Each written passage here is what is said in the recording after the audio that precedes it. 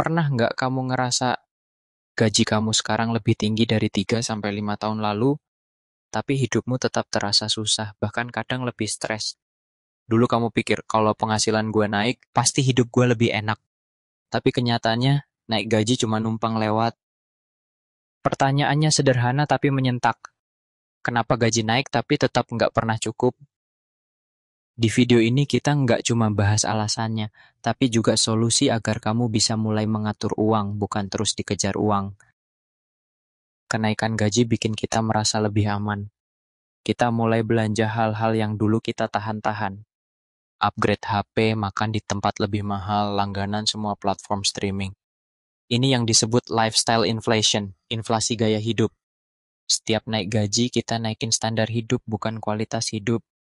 Bahkan, kadang tanpa sadar kita mulai membandingkan diri dengan orang lain di sosial media. Dia udah liburan ke Bali, gue kapan? Tanpa disadari gaji naik, ilmu pengeluaran ikut naik. Dan akhirnya kembali ke titik nol, sama seperti dulu.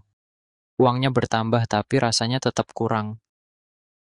Masalah utamanya bukan cuma pada uang, tapi pada kebiasaan finansial yang nggak ikut berkembang.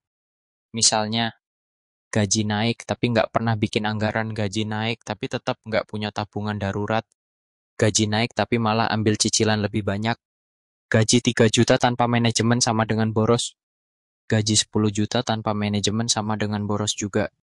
Bahkan bisa lebih parah. Ini bukan soal angka tapi soal pola pikir dan pengelolaan.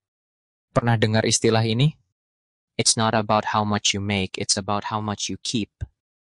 Di Indonesia bahkan dunia kita hidup dalam tekanan sosial tak terlihat. Harus tampil sukses, harus ikut tren, harus punya mobil, ke rumah, iPhone. Gaji naik bukan buat menabung, tapi buat beli validasi. Kita takut dibilang ketinggalan, takut terlihat biasa-biasa aja. Dan ini bikin kita belanja bukan karena butuh, tapi karena ingin diterima. Ada istilah, we buy things we don't need with money we don't have to impress people we don't like. Naik gaji sama dengan naik tanggung jawab. Mungkin sekarang kamu punya tanggungan keluarga, harus bayar cicilan, biaya anak sekolah. Semua itu bukan kesalahan, itu bagian dari proses hidup. Tapi yang sering dilupakan, kita nggak siap. Kita fokus cari uang, tapi lupa belajar bagaimana mengelola uang. Dan akhirnya, yang seharusnya jadi fase hidup lebih baik, malah jadi fase hidup makin tercekik.